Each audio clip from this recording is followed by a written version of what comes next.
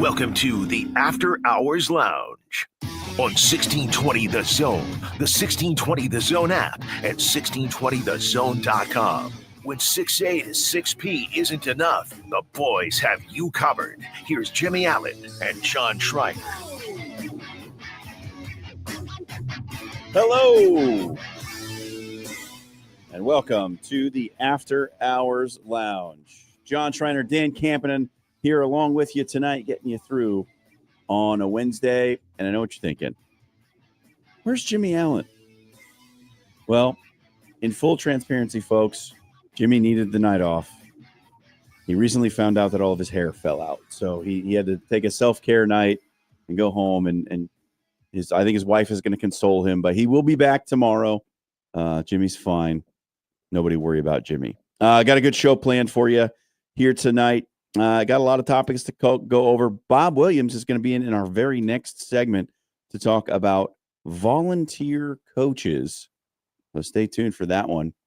Coming up at 6:30, we're going to move buy or sell up. So Bob's going to stick around for buy or sell. We'll have Bob Williams in on buy or sell.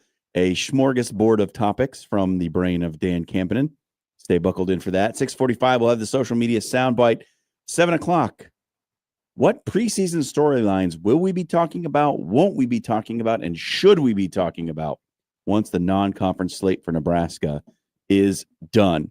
At 7:30, we continue our 25 plays in 25 days. We will have our number 24 favorite plays from Husker history for you. Jimmy's going to have to skip that. He didn't send us his today, so he'll get to his number 24 tomorrow. But Dan and I will have number 24 on our lists for you tonight. And at 7:45, we'll close the show with our Papillion Sanitation trash takes of the night. And as always, the After Hours Lounge is brought to you by Bellevue University. If you're looking for some post-high school education, if you're looking for a place that has on-campus athletics, if you're looking for a place you can get your degree mostly online and you don't have to go to class on Friday, well, I just described Bellevue University. Check out BUBruins.com. We're opening the show tonight with a question. Is Nebraska a sleeper for the 2025 college football season? At least one writer from The Athletic says absolutely they are. So The Athletic put out a list of CFP sleepers, teams that are outside the top 25 that they believe could be sleeper candidates to make it to the college football playoff. Now, last season, there were 4 teams who made it to the CFP after not being ranked in the initial preseason poll. You might remember a team called Indiana. SMU was also outside the top 25, as was Boise State. So in the 1 year that there's been a college football playoff with 12 teams in it, a third of the field started the season outside the top 25. Makes sense that you would ask a question, who are the teams that could do that this year? History, not always the indicator of the future, but sometimes that's the way it goes. Now, here's why Ralph Russo of The Athletic says Nebraska is a sleeper for the college football playoff. His first line in his rundown on Nebraska says, if I keep predicting the Cornhuskers resurgence, at some point I'll be correct. Right? That's not bad logic. That's actually solid logic. The rest of it goes on to say 2 reasons why Nebraska could be in the CFP contention late in the season. Matt Rule, 3rd-year bump, and the schedule. It's not daunting by any means. He says 6 ranked teams in the Big Ten in the coaches poll. Nebraska plays only 2. Michigan at number 14 and Penn State at number 3. Overall, 5 Big Ten home games, and Ralph Russo says that's a manageable path for Dylan Raiola and company. Now, here's where I disagree. It's hard for me to consider Nebraska a sleeper at this point. And the very fact that you make a list, right, of these are the sleeper teams that nobody's you're talking about it. You're saying that Nebraska has an outside chance of making the college football playoff. That's not really a sleeper list. right? Indiana was a true sleeper. Nobody predicted that Kurt Signetti was going to take Indiana in his first year on the job to the college football playoff. I have a general problem with predicting sleepers. Because once you've predicted that someone can do this, they're no longer a sleeper. You've brought it out into the open and said it. And if you have a list of sleepers, which the Athletic does, those aren't sleepers. Those are just teams that you feel like have a shot to make the college football playoff if things break right. The sleeper can only really be identified at the end when you see who's there and say, wow, nobody saw that coming. Nobody predicted that. So, yeah, it's a little technical quibble, and maybe I'm being pedantic about it, but I can't. It's hard for me to consider Nebraska a sleeper for the two reasons that Ralph Russo puts in his breakdown. The Matt Rule third-year bump. Everybody knows about it. Everybody talks about it. The national media brings it up constantly. So that's an expectation. That's not a sleeper. And then the schedule, which we've all talked about 100 times already. Nebraska has a favorable schedule, especially when it comes to Big Ten play. Those two things combined make it not like an under the radar, oh, they have to pull off a bunch of upsets and nobody was expecting. No, I think there's a lot of folks out there who are going, yeah, Nebraska's got a decent chance if things break right. They could be in the conversation at the end of the year. That's not a sleeper. I don't think you can classify Nebraska as a sleeper right now.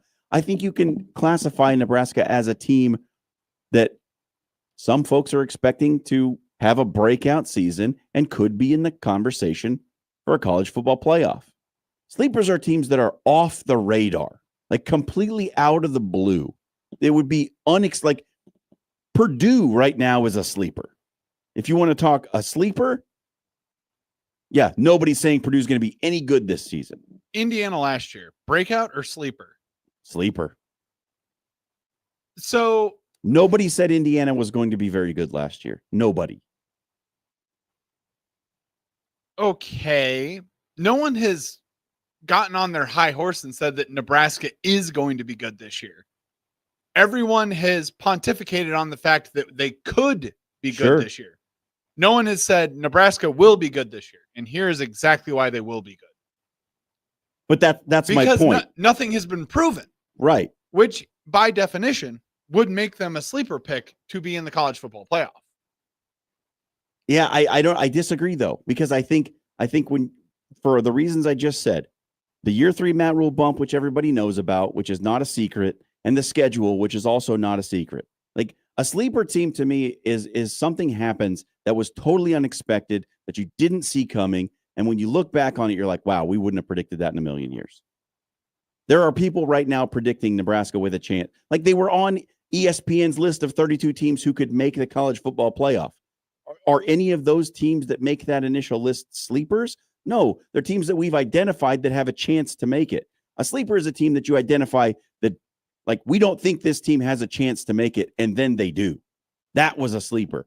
A sleeper can only be identified, to me, after the fact. This just goes to show that during the summer, there are too many lists that come out because I want Nebraska to actually be a sleeper and to surprise people this season and to make the college football playoff and have everyone be like, oh, wow, what do you know? Look at this. This is crazy. Nebraska, of all the places, Nebraska. But here's the other reason why it's hard for me to consider Nebraska a sleeper, and this is more a big picture thing. I don't think anybody underestimates Nebraska. Everybody wants to beat Nebraska. Nobody takes Nebraska lightly. Like, if you're playing Nebraska, it's a big game because there's a lot of attention. The fans are very loud. Like, Nebraska fans are loud on social media. Yeah. They make a lot of noise. They spend a lot of money. They pay a lot of attention. They talk to other fan bases. They are disliked by other fan bases. Like, you're just like, if you're Nebraska, you're not sneaking up on anyone. You're not getting a team to sleepwalk into your building and pull off an upset. That doesn't happen. So it's hard for me to put Nebraska in that category. And so when we talk about, okay, why could it happen? Why could Nebraska make the CFP? Mm-hmm. Because Matt Rule is a wizard. Like, he's done this in his previous 2 stops where they went, losing record, bowl game, double-digit wins. Double-digit wins gets you in the conversation now. As long as you don't have 3 losses, I think you're in. You're in that conversation. Yep, that would be true. That's the reason why I think it can happen. Why can't it happen? This is a little harder to pin down, but I think number one, there are too many question marks. There are too many unknowns with the team. You have a bunch of new faces on the defense. You have a basically an entirely retooled wide receiver room, save Ja'Cory Barney. You don't know who your number 2 running back is. Like, there are just a lot of questions with this team that still have to be answered. And if they're not answered correctly, you're probably looking at another 7 or 8 win season and a nice bowl game and a parting gift and a slap on the butt and send you back home after Christmas. Well, and I think another thing that might get overshadowed a little bit by just sort of what happened last year. Well, no, that'll get overshadowed by our weak schedule this year is there were some games last year where you could define this team as having sleepwalked in and thinking that they were just going to win. Like, I don't think we really saw what I would define as full effort against Illinois. I don't think we got to see full effort against UCLA and USC. And are you talking from Nebraska's perspective or from the opponent's perspective? From Nebraska's perspective. Oh, I don't think we saw full effort against Iowa as well. I'm saying that, like, other teams when they face Nebraska, they aren't sleepwalking into the game. Oh no, I know. They're ready to go. And that's what I'm referring to. And because that's one reason I think that they could not make the college football playoff is to parrot one of the great football coaches of the Omaha metro area, Paul Lamanji, the effort and toughness. Yep. Where is, like, the effort, the will to win, the just kind of want to? Because it felt really good after that Wisconsin game last year when we kind of turned it off in about mid-third quarter and just said, all right, we're going to ride this wave in, and, you know, we've made a bowl game, so everything is A-okay, and then came out flat the next week against Iowa. It was a bit of a disappointment. It was, 6-6 is cool, but 7-5 would have looked a lot better at the end of the year. Would have been a little bit of a better building block. So that's my only thing right now that I truly have outside of just the team and, like, specific position groups that still have some question marks next to them is, are they going to have that lackadaisical game this year where they get nipped in the butt by unfortunately, Michigan State or Minnesota that we should be able to beat this year? Yeah. But that history has shown maybe is not the case. All right. And now I'm going to give you the excuses we can't use anymore, because these are some things that we have heard used in the past about why Nebraska didn't live up to the expectation. The first one is the schedule. We already kind of talked about it. It's one of the easiest in the Big Ten. We've heard a lot from especially Nebraska fans about the difficulty and the way that the Big Ten has scheduled Nebraska against Ohio State 7 years in a row and yada, yada. You don't get to use that one anymore. Like, you have an extremely favorable schedule. Your tough games, save Penn State, are at home. Like, this is the time when the schedule sets up for you. That excuse can't be used now. We're done with that. Sure. The other one that I've heard from time to time is, well, we got a lot of new coaches. Nope, we don't get to use that anymore. Spencer Danielson at Boise State was in his first full season as a head coach. Yes, he was named interim head coach in, I think November of 2023, so he had a couple of games under his belt. Mm-hmm. But his first full season as the head coach of Boise State, he took him to the playoff. And then Kurt Cignetti, his actual first season as the head coach at Indiana, took them to the playoff. It can be done. It doesn't have to take 5 or 6 years. It just doesn't have to. Are you telling me that when Matt Rule took over Nebraska, it was in worse shape than Indiana when Kurt Cignetti took it over? I refuse to believe it. I know we've heard Matt Rule say, like, it wasn't a good job and we had, we're behind on NIL and facilities and all these things. and that's fine. Indiana was worse off. Yeah. If I can posit one, because on the 29th of November, the one thing that I don't want to hear if this season doesn't go the way that we expect it to, and college football playoff berth aside, 9 wins. If we don't get 9 wins this year, I don't want to hear anyone say, well, technically, this is Matt Rule's 3rd year, but this isn't his 3rd year with his own recruits, because he got hired late in the process, and start making excuses for why next year is actually the true Matt Rule year 3. I don't want to hear it. No. So we have to, there are no more excuses of that ilk. Now, things can happen like injuries or what have you, right? Suspension, something out, a bolt from the blue type event happens, and you can't control that stuff. I'll hear it. Lock your doors, vape stores of Lincoln. But schedule, that didn't stop them. Or coaching turnover, that's all done. If Nebraska is going to make it to the college football playoff, those things they have to be sewn up. And look, Ralph Russo says they're a sleeper. I think they're just a team with a possibility. They're on that list of teams who have the ability to get to that point. And later on, as we get closer to the start of actual football season, we will have our college football playoff predictions, as we did last year, which will be fun to laugh at when we get to the playoff later in the season. Are we doing that again? Oh, we're doing that again, Dan. All right. Guess I'm going to put mine in early then. Group of 5 team, Wyoming. Let's go. This has got to be your year. You're just going to keep picking Wyoming for the next 25 years until they make it. I'm going to keep riding my horse, just like the Wyoming Cowboy. All right. Well, that's going to do it for our opening segment. If you missed any of it, you can always check it out on the radio replay page on 1620thezone.com. And it was brought to you by Allo Fiber. Listen, Allo, they go beyond internet. They got fast, reliable speeds and the all-fiber network right to your home. Local customer service representatives, not robots, 24/7 customer support.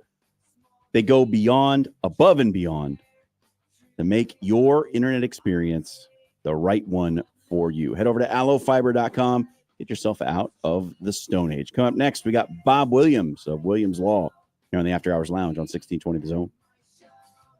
Watching, waiting, commiserating.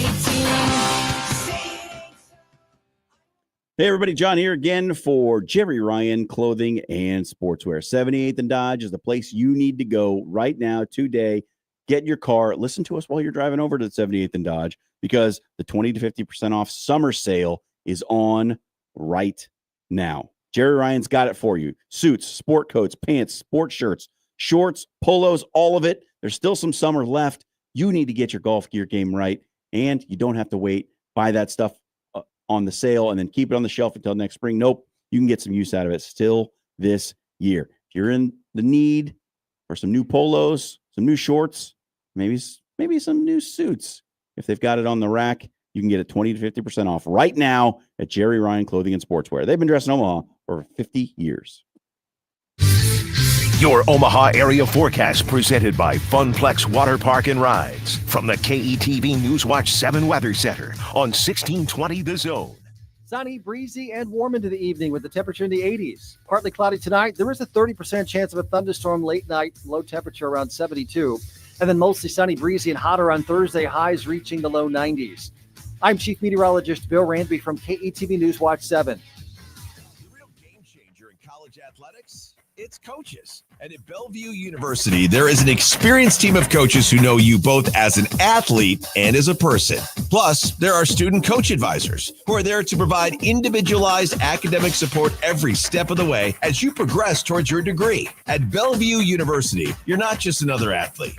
You belong. We're for you and for college sports. Visit BUBruins.com. Breaking here at the news desk. When you stack Allo Internet, DirecTV, and mobile, you can lock in your price for 2 years. Sources are confirming that when you stack Allo Internet, DirecTV, and mobile, your monthly price drops and you're locked in for 2 years. That's fiber fast internet, premium streaming TV, and reliable nationwide mobile coverage. And this just in, you must switch by Labor Day to secure that locked-in pricing for 2 years. Switch, stack, and save at allofiber.com/stack. It's the tail end of the season. Does it seem like your AC unit is already checking out, not kicking on when it's supposed to, not cooling like it did back in April? Your unit may be reaching the end of its life, or may just need some TLC. Head over to controlledcomfort.com today. Set up a maintenance appointment to finish out the summer strong and prepare your home for the fall and winter months. You don't want to replace that AC unit, but if you have to, Controlled Comfort is here. Control Comfort keeps it under control. Life is unpredictable, with seasonal storms and plumbing issues hiding around every corner. You can't predict the future. So when life happens, go with a trusted, reputable company like Paul Davis Restoration. Fire, water, mold, or storm damage can all be restored by Paul Davis Restoration. Don't live in the aftermath of tragedy. Restore your home today. Call Paul Davis Restoration at 402-553-0373 today.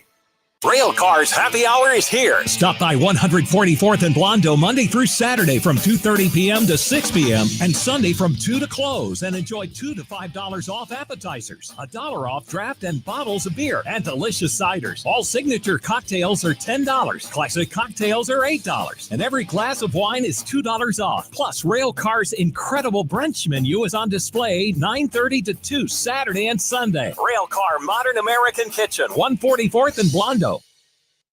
When you shop local, you help strengthen our community. So if you need roof repair, gutters, siding, even windows, call local Pyramid Contractors. They're the #1 roofer in Omaha for more than a dozen years. Let Pyramid Contractors come and give you a free estimate. Give them a call at 402-502-9300. That's 402-502-9300. Or visit them online at PyramidRoof.com. Never settle for less. The Great Plains Colon Cancer Task Force Boxer 500 is coming quick, August 24th. Join us as we leave colon cancer behind for the 17th annual Boxer 500. It's a short run to fight colon cancer. The event features a 5K run walk, 1 mile walk, a kids run, live music afterwards, roll onto the inflatable colon, the breakfast from the Pancake Man, and more. Form a team, get creative, and get registered. Visit boxer500.org. All proceeds benefit the Great Plains Colon Cancer Task Force. Now back to After Hours with Jimmy Allen on 1620 The Zone.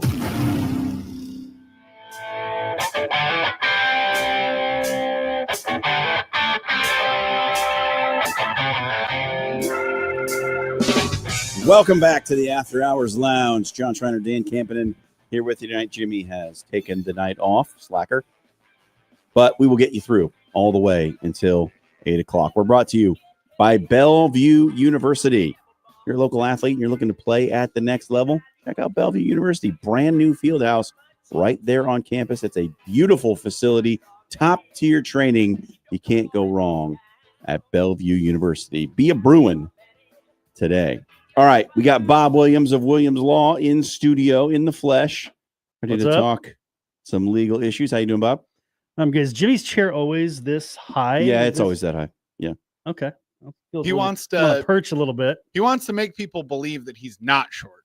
It's like, it's, you know, when a bear tries to make itself bigger to establish dominance. I think that's what it is. Okay. Yeah. Okay. Well, I'll try not to do much growling though from the seat. That would be a switch from that chair. All right. So the topic we're talking about tonight is a class action lawsuit involving volunteer coaches. Now, you and I were going back and forth about this because there's been another one of these that's already been settled, and now there's another one before the court. So just like, let's start at the basics. Like, when we're talking class action lawsuit, for anyone who doesn't know what that means, just explain the basics of what a class action lawsuit is. So class action lawsuit is generally a federal lawsuit where you've got a large, similarly affected group with common question of law or fact Then you have a representative plaintiff with a typical claim whose name is usually the person on the lawsuit. House v. NCAA, for example, that's the most common one that we talk about. And again, you're looking at back here antitrust, right? Yep. Sherman Antitrust Act of we have 1890. Gotten fully schooled on it. We have just wrung that dry, have we not? But when you're looking at and you alluded to two different sets of cases. The first set of cases has been settled and resolved, and we can get into that. The second set, which is very parallel, and we'll talk about the carve out of why it's a little different. They're in the second stage, essentially, of certifying that class. For a suit of this nature, you have to have, first of all, the case has to be brought. There has to be a certification, meaning the judge determines if the group meets the criteria for a class action under federal law, and you have to have particular size, similarity in claims, named plaintiffs, and then you have to do a notification to these parties. These parties have a period of time. It's usually like 6 months, 6 month window generally, to whether they can opt in or opt out of the class if they want to be included or not. And once that class is approved, the notification time has run, then the case can proceed, if allowed by the federal judge, towards litigation, which could then, potentially end in settlement, which it does for this first case of Mr. Smart and Mr. Hacker, right? That's the first one we talked about, right? Yeah. So basically, they were alleging that the NCAA was colluding with its member institutions to artificially drive down wages to zero, essentially, in the case of these volunteer coaches, which specifically for them, they were baseball coaches. They were volunteer baseball in this scenario, coaches. Yes, correct. So, the volunteer aspect of the whole thing is what gets me, because you can't be forced into volunteer action, right? That's the nature of being a volunteer. So what was their specific claim as to how this was detrimental to them? Okay, so NCAA had a bylaw for a period of time, 11.01.06, where it basically allowed, I think this was well-intentioned, perhaps. No good deed goes unpunished, right? I think this is well-intentioned initially from the NCAA to allow schools to have one more additional coach to help coach the players, help the university or the schools they're in. And this was a listed volunteered coach, but that coach was prohibited from being paid formally by the member school. So the criteria when you're looking at an antitrust suit, and the specific criteria here would be there has to be, first of all, be an agreement or a contract. That would be their employment arrangement with the school and the school's affiliation with the NCAA, right? That this parameter that they're challenging would have to unreasonably restrain trade. By trade, that means commerce of some sort, affected by that restraint of trade. And we talk about commerce, we're talking about information, money, services, any that crosses state lines, any exchange of sorts. You hear that term of art, interstate commerce, a lot. That's what invokes federal jurisdiction. This is Law School 101, first semester, stuff. That invokes federal jurisdiction that gives this court jurisdiction to hear these types of cases. So basically, they're saying that this was a scenario that ended up in what would be called horizontal price fixing at a goose egg $0 amount. Fixed zero. Right. Basically, had to show, and there was a little more detail than that, but there were restricted earnings under a tangential case of law v. NCAA that the earnings were restricted by this bottom line of zero to these coaches. In that earlier case, again, this is Mr. Smart, Mr. Hacker versus the NCAA that they filed, I believe, 2.5 years ago, has now gone through litigation to the point where they're ready to settle. And what they've determined is that, again, this is primarily for baseball coaches, precipitated in the Northwest California, if I'm not mistaken. Yeah. And the case stayed in California, but they were settling for approximately $50 million. Essentially, any full-time coach that fell under the opt-in on this is going to receive about $36,000 for each season or each year that he or she coached that was covered by this. Now, the NCAA did rescind that rule or change that rule following the filing of these suits. And to your second point, there is another case, and let me get this. It's Ray v. NCAA, and basically it's the case of these similarly situated coaches for non-baseball schools, and we're probably going to see estimates of $32 to $30,000 a year in potential settlements. But again, they're still in the spot where they're accepting class members, which that ends, I believe, October 1st of this year. Yeah. So, check back in a couple of months and we'll see where they're at. But I mean, we'll probably this is going to mirror very closely the smart hacker case that the first case we just talked about, in my opinion. You think the NCAA is going to settle this one as well? I think the facts are similar enough. They're challenging literally the same rule. And what I don't know, what I would like to know, is why the initial case only encompassed baseball players. I think it was softball and wrestling initially, but I think the class settled on only baseball players. I think that's mostly because of the geographic location from where it precipitated. But yes, I see a very similar outcome. And I don't know, again, how many sports this affected. I think this is more in your outside the top 3 or 4 major sports. I mean, baseball being probably the last one included, but wrestling, softball, etc. So one of my big questions was again around the volunteer aspect of this, because it's not like the NCAA told schools you have to have a volunteer coach. No. Which it's sort of an oxymoron in the first place that, if you're required to have a volunteer, that sounds a little bit weird. The rule invited it, though, right? I mean, it said you were allowed to, which didn't mean you had to, and it didn't mean that anyone had to be that volunteer, which to me is sort of like, yeah, I understand it. And look, coaching at the collegiate level is something that a lot of people want to do. And, they are enticed to do it for whatever reason, for whatever pay or no pay in this case, because of their love of the game, because of the potential for a lucrative career later. Right. You paid an experience. We've heard that a lot. Sure. So I don't know that I necessarily disagree with the NCAA settling this, but I'm curious as to what you think from a legal perspective. What's the standing for the plaintiff in this case? Well, the plaintiffs here. So again, nobody forced them to take these roles. They knew these roles going into it. But let's also remember that these plaintiffs aren't suing the schools that didn't pay them, right? They're suing the NCAA on an antitrust suit from that window of time, essentially from 2018 or 19, when the rule went into effect, to until that earlier case was filed in the middle of 2023. And, there's also the Fair Labor Act, which does not necessarily apply here. But if you're trying to play devil's advocate on the other side, you're like, well, yeah, you are saying these people knew what they were doing, but it does create kind of an untenuous situation for those folks, right? Like, are they in some scenarios, okay, well, I'm going to take this no pay job, but our coaches kind of giving me the double wink saying, hey, the other head coaches, am I going to get a promotion from within to a paying spot? Maybe kind of like a GA spot. So to speak, maybe for some of these guys. And are they forced to are they being put in a position where they almost feel like they're forced to stay there with the hope of a promotion later on? And maybe that's an oversimplistic look at it, but again, they have made that choice. But this rule, again, probably from the area of good intention, get these kids more support in the locker room and on the field, completely backfired, and it's going to backfire in the Ravy NCAA case too. Is there any way that the NCAA could win this case? I don't foresee it, unless there's some facts through discovery that I'm not aware of from reading the facts from the smart hacker case. No, I don't think so.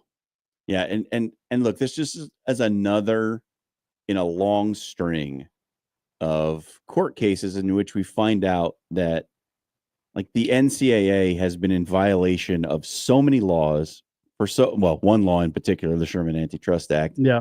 That they've just violated this thing in so many different ways for so long, and all of a sudden this poison tree is bearing fruit now. Well, hindsight, you're like, well, geez Louise, this doesn't pass the smell test looking in the rearview mirror, does it? Yeah. And you're like, this is going to invite some problems down the road, and here we are.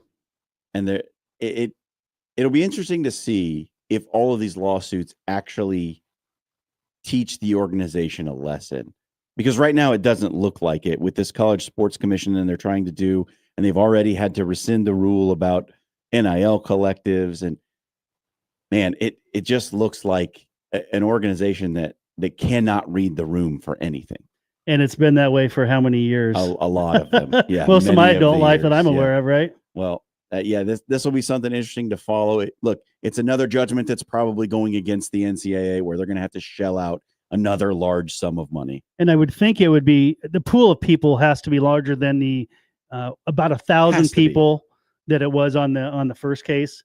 And maybe I'm wrong, but they're estimating that was about $50 million for that approximately 1,000 plaintiffs. So I guess we'll see on this new case. We will certainly see. All right, we got buy or sell coming up next. Bob, you can stick around? You got it. All right, Bob will join us for buy or Eagles sell. questions, any of them? No? We'll see what Dan drew up on his magic piece of paper over there. This segment, you can always check it out again if you missed it on the radio replay page at 1620thezone.com. And it was brought to you tonight by Pasta Amore. We had the great deep dish pizza from Pasta Amore last night. Let me tell you, it is incredible. They brought us the meatball pie and the vodka sauce pie. And if you don't have plans on Sunday, and even if you do, cancel them, because you need to get to Pasta Amore and try the deep dish pizza. It is fantastic. Get over there to Rockbrook Village. It's a great date night spot, too. So make your reservations, bring your loved one, get some great food at Pasta Amore. Buy yourselves coming up next.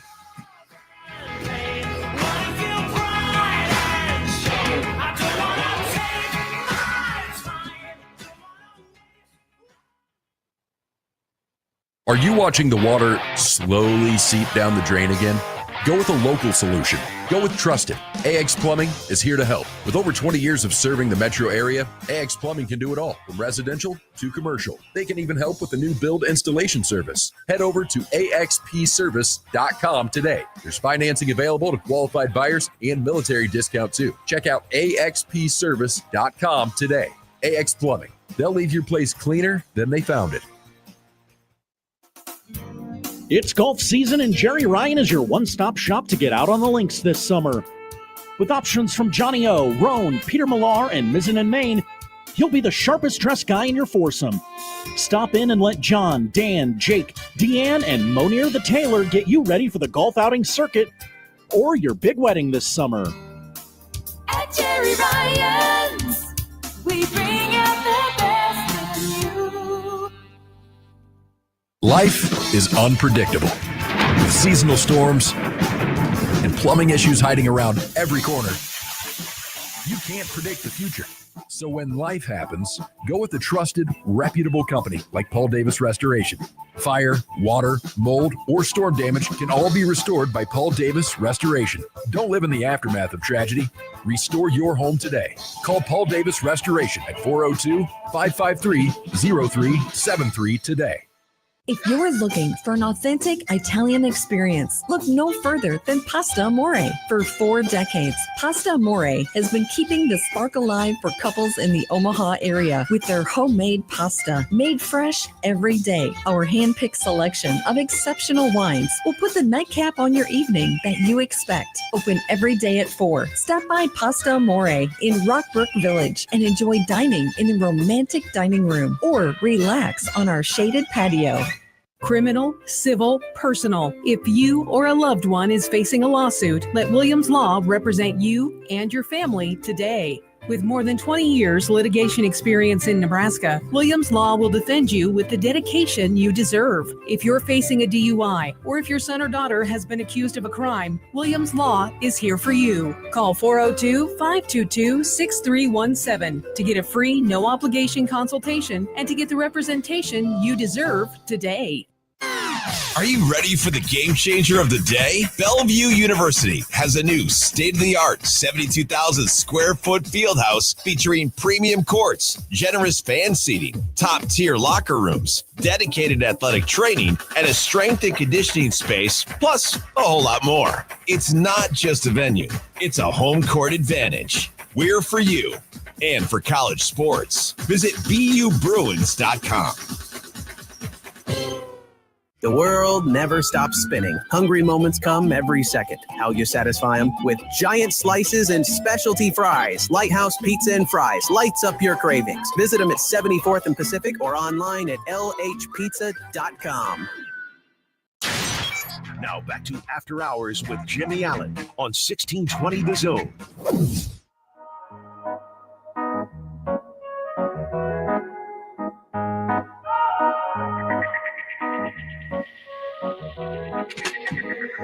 After Hours Lounge, chilling with you here.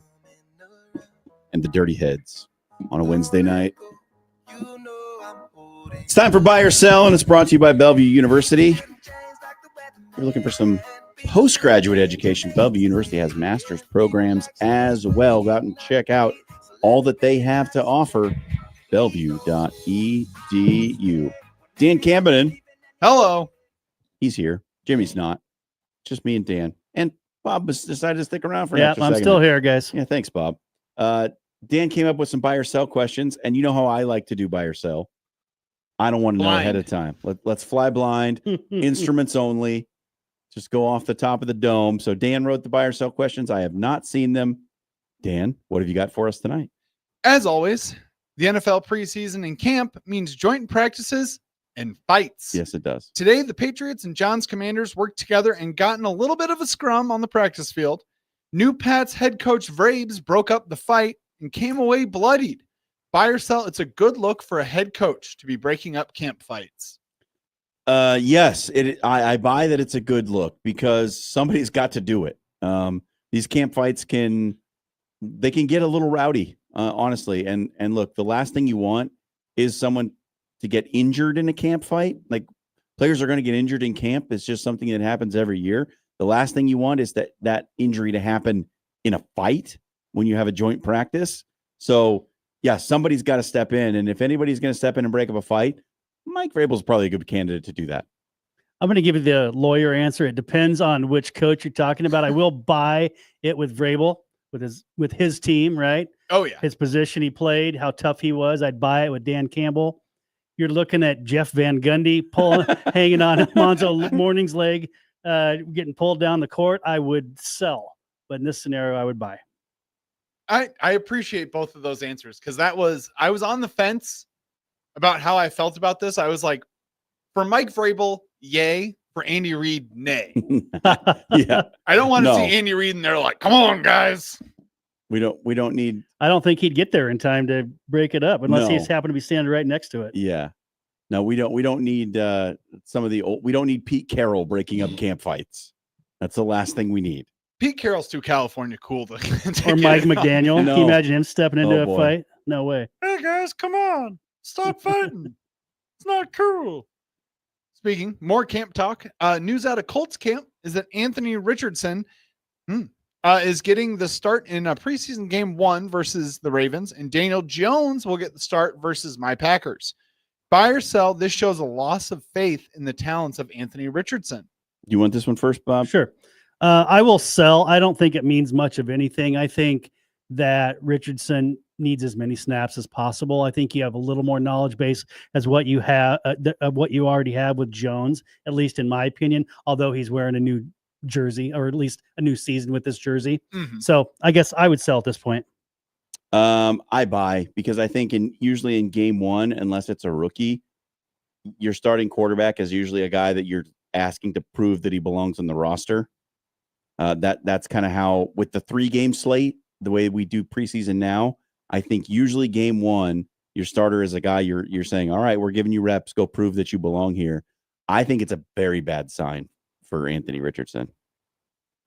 Yeah, I kind of felt the same way when I was reading a little bit of the talk from some of the folks at The Athletic who are, obviously a little bit more entrenched in the team than some of the ESPN reporters are, in a sense. It sounded like the Colts are starting to lose a little bit of the Anthony Richardson shine that he had on him. But he hasn't shown them anything, even that he can stay healthy for a full season. Nope. So yeah, it was a lot of reading between the lines, but it's never a good idea when that's who you're going to trot out as your, first starter. Speaking of starters, the Jaguars have released their first depth chart of the season, and reigning Heisman winner Travis Hunter is the starting wide receiver and a second-string cornerback. Buy or sell, we see Hunter play both sides of the ball this season. 100% buy. That's what you drafted him to do.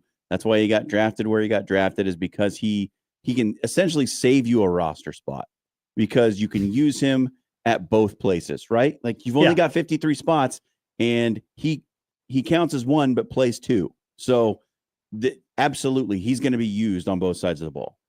Buy. Let me ask you guys a quick question. Does he make you better in offense? Yeah. Does he make you better on defense? Yeah. Why not play him? Yes, absolutely. Bye.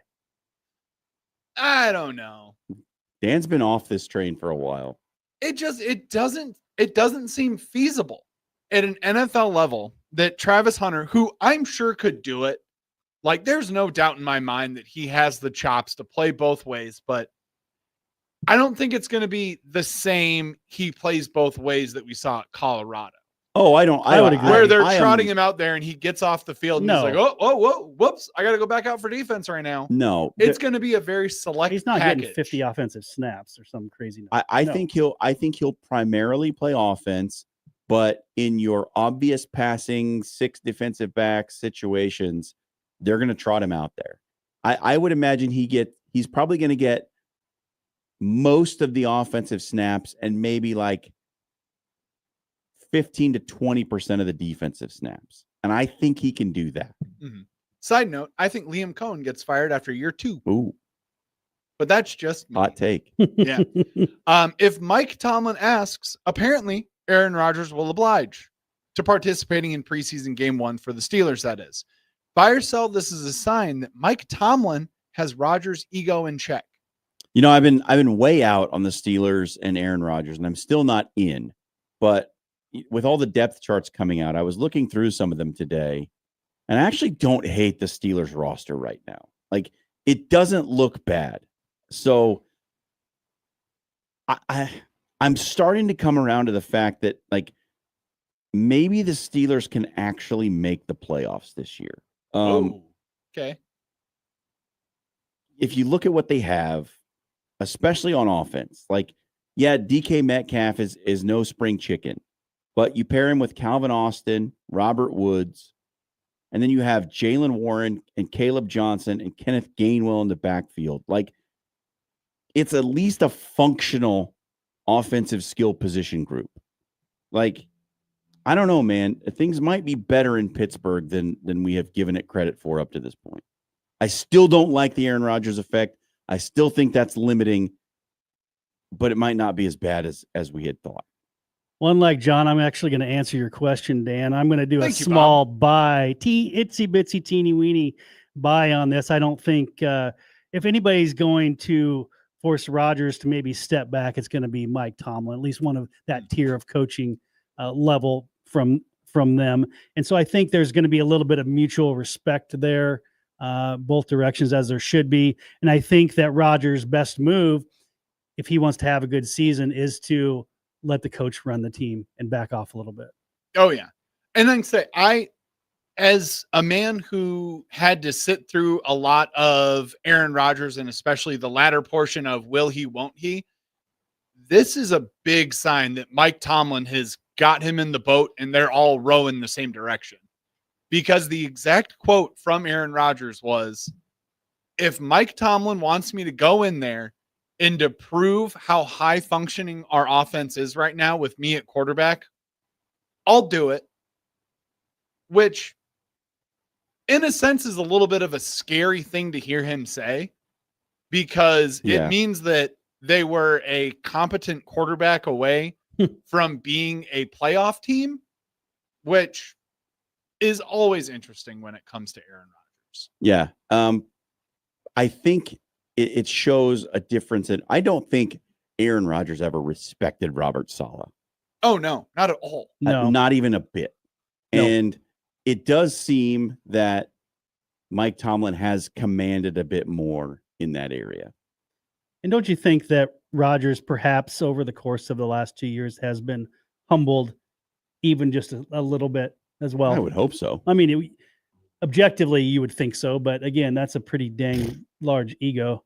I mean, I will say, appearance number 1 on the Pat McAfee show pre-camp, when he basically went scorched earth on the Jets and said, yeah, they wanted to bring me out so I could meet the new head coach. And I thought it was going to be a matter of like, hey, what do you think the problems with the offense are? And what do you think we can do better? And, how do you think we can, kind of start stacking some wins? And what can we do? Who can we trade? What can we make happen? And they basically brought me in to tell me to go F myself and to get out of the building and to pack my stuff up. Aaron Glenn was not about that. No. Yeah. And then cut to Pat McAfee interview number 2, where he's like, oh, there's a little bad blood with the Jets, but I'm here now. I'm in Pittsburgh. I'm all about the Steelers. This is what it's all about, is me and Mike Tomlin making this offense hum and look good again. Which that, like, number one, the fact that he's at all complimentary of what's going on in camp is a very positive sign, because he was never complimentary of the Jets. We'll see if he forces any of his former players onto the team at some point early in the year. Yep. Whenever he wants Alan Lazard, he can have him. All right. So last week we tackled the logistics and efficacy, but it has been made official. ESPN is acquiring the NFL Network, and more importantly, the right to Red Zone. Scott Hansen is announced to be staying on as the host. Buy or sell this merger, can it all be good for both the NFL and ESPN? I buy that it can be good for them. I think the reason they're doing it is because it's mutually beneficial to them. But what I'm worried about is it good for us? That's the question I have, is how does it affect our ability to consume, NFL Red Zone and the content that NFL Network was doing? Because, like, honestly, I thought NFL Network had some really good stuff. Like, their analysts were usually really good. It was not a hot take market like you see on so many of the ESPN shows these days. It was very analysis and data focused. And it was actually like a network for football fans, not like sports media junkies, which is what ESPN has become, in my opinion. So that's the question I have. I think it's good for both entities. Absolutely. Is it good for us? That's the real question. I agree. Yeah, definitely.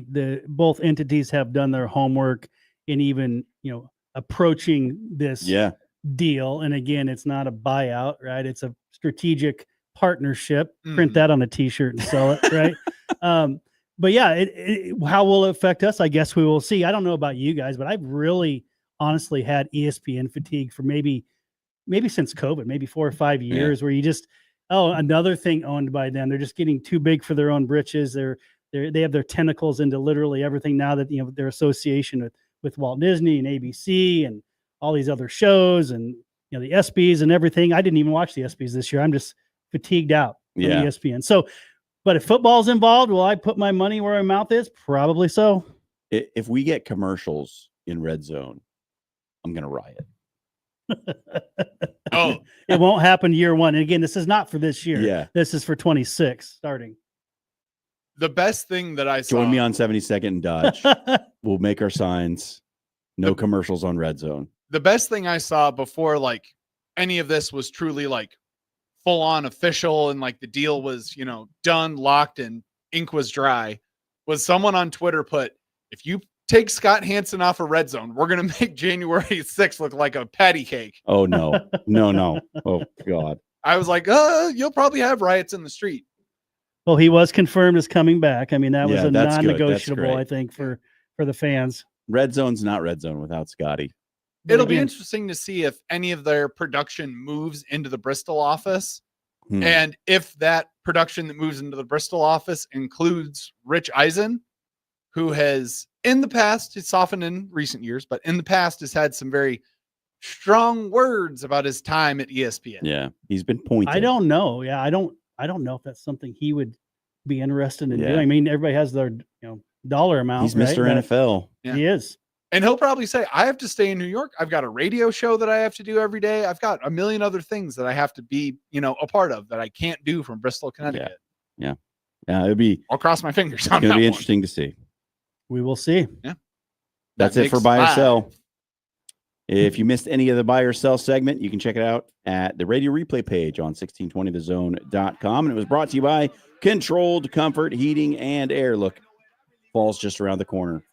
You're not too far from having to turn on your heater. I know I didn't want to say it, but I had to say it, okay? Because this is real.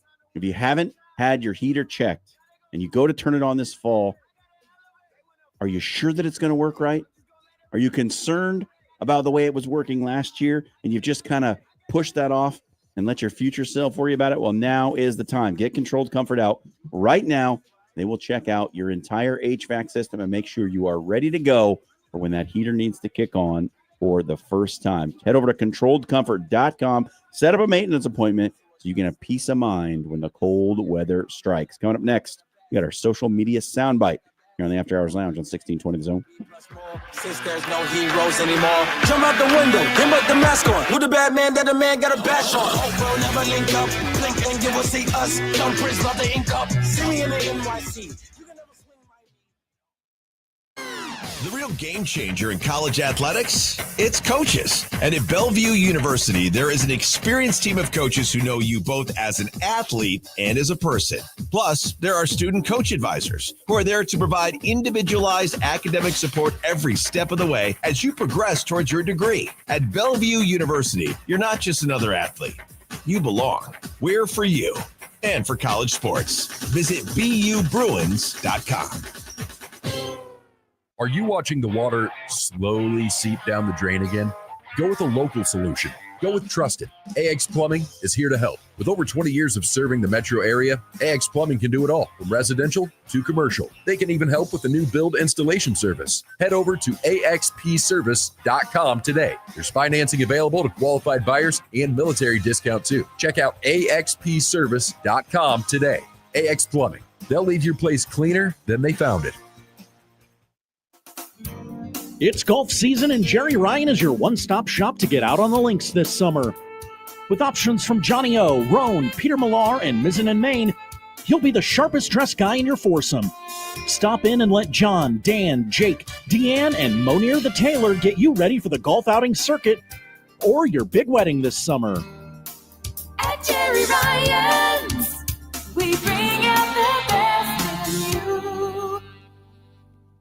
Are you dreaming of your business dominating local Google searches, drawing in customers effortlessly? Look no further. I'm Courtney, the Google gal from Pixel Fire Marketing. Need assistance with your Google business profile? From verification to getting more reviews, fixing maps to tackling annoying Google calls? I've got you covered. Your profile sets you apart and ensures you're the top choice for local customers. Visit fixmygbp.com for our $297 special offer. Visit fixmygbp.com for more details.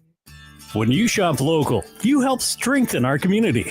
So if you need roof repair, gutters, siding, even windows, call local Pyramid Contractors. They're the #1 roofer in Omaha for more than a dozen years. Let Pyramid Contractors come and give you a free estimate. Give them a call at 402-502-9300. That's 402-502-9300. Or visit them online at PyramidRoof.com. Never settle for less. It's the tail end of the season. Does it seem like your AC unit is already checking out, not kicking on when it's supposed to, not cooling like it did back in April? Your unit may be reaching the end of its life, or may just need some TLC. Head over to controlledcomfort.com today. Set up a maintenance appointment to finish out the summer strong and prepare your home for the fall and winter months. You don't want to replace that AC unit, but if you have to, Controlled Comfort is here. Control Comfort keeps it under control.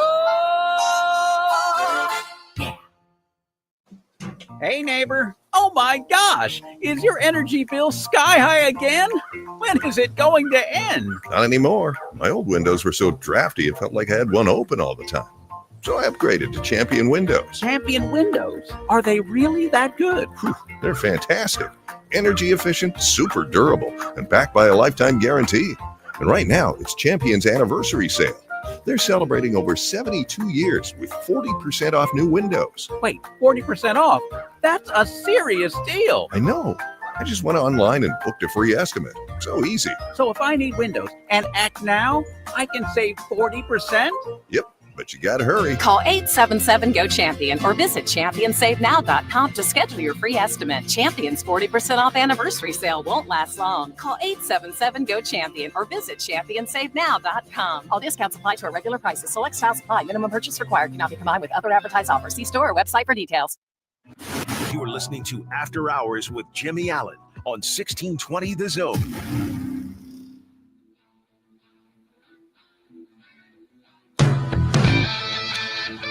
After Hours Lounge on 1620 The Zone on a Wednesday night. John Schreiner, Dan Campion here with you. Jimmy Allen is off tonight. We're rolling on. We are brought to you by Pyramid Contractors. Over a decade of being the number one roofer in Omaha. Check out pyramidroof.com to book a free estimate. Dan Campinen has done the work. He's put in the time. He's scoured the interwebs and found us the social media soundbite. And yes, I have, John. And I'm wondering, would you like to play a game?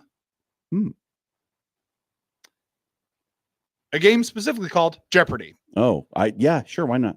Perfect. Because this old Jeopardy clip popped up again today, and it always makes me laugh every time I watch it because, number one, Alex Trebek was a Canadian treasure. R.I.P. We lost him much too early to a disease that is much too terrible. But the way that he roasts these people always will just bring me joy. So what I'm going to do is I'm going to play the clip and I will try to pause it after the question is asked. You give the answer and then we will listen to what the contestants have to say.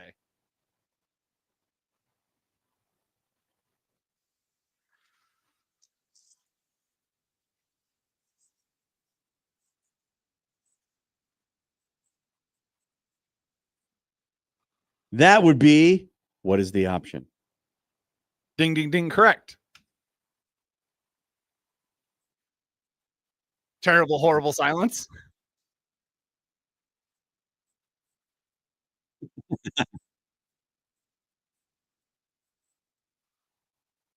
Who are the Dallas Cowboys? And you know what? What the best part of all this, John, is I don't think I'm going to actually have to pause it during the silence. So I'm just going to let it roll. Let's see if you can win Jeopardy. Okay. All right.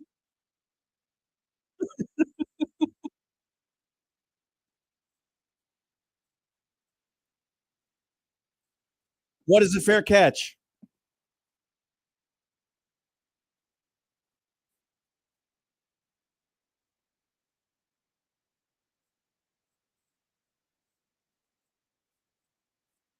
What are offsetting penalties? I will ask you to let Alex finish the question, please. Which is also a rule on Jeopardy. It is, I know.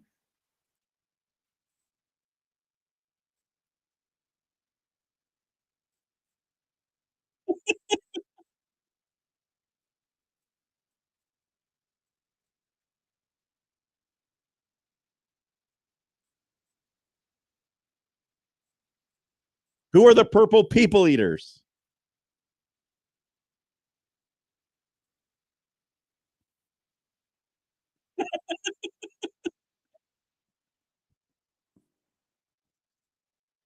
Congratulations, John. You go Thank 5 you, for 5. Thank you. Now, I have a job in sports media.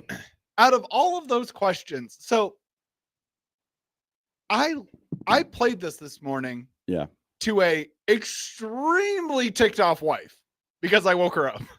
And I was like, you have to watch this and you have to see if you can answer these questions. She went 3 for 5. Not bad. And she is not a sports fan whatsoever. Surprisingly enough, got offsetting penalties right. Nice. Did not know the purple people eaters. Way before her time. But did know who Tom Landry was. It's before my time, honestly. Like, purple people eaters is before me. It is, but I mean, so I guess as an as a man of the North, a Norseman, some would say. Yeah, that would be that's one of like the few things that people would talk glowingly about and be like, oh my gosh, this is why we hate Minnesota. It's because of these guys, these purple people eaters. They called their defensive line that. What a terrible name for a defensive line. And they would talk crap about them. And then you'd be like, but didn't they win? You'd be like, yeah, hey, how about you shut up, kid? You get reminded of that all the time. But I even with not having a modicum of football knowledge, you should still know what a fair catch is, I would assume. Yeah, I wouldn't expect so. Honestly, the typical Jeopardy contestant has a wide knowledge of academic subjects, right? That's mostly what Jeopardy is about. And it's always fun when they throw the sports category in there, because sometimes you'll get one guy who's like, no, I can dominate this category. And the rest of them are just sort of deer in the headlights when the sports questions come up. Oh yeah. But it's rare though that you get this, where all three contestants just have no idea. They are completely lost. And Alex was having such fun with that. He was loving every second, because typically he gets a cast of people on that show that are super knowledgeable. Somebody knows the answer to every single question. And then you get one category where everyone's just like, nope, not doing it. I don't know that. And yeah, I love that clip. I love just the juxtaposition of sports and general knowledge, because like you have like a lot of the people who listen to this show and listen to this station can answer all those questions pretty easily. Yeah. Right? Oh, And the rest of the questions on the Jeopardy board for a lot of the people who are in the 1620 The Zone listening audience are not important. Like they don't care about most of that stuff. But if you go into the sports category, they're going to drill you. They're going to know everything. Oh yeah. And so it's fun to see that, the difference there of just like the difference between generalized and specific knowledge base. Mhm. It's awesome. I love it. I'm gonna say, have you ever seen the clip of Alex Trebek where he's getting interviewed and they're talking about like the public perception of him? Yeah. Where they're like, oh, everyone thinks you're such like a sweet guy. Everyone thinks you're like so nice.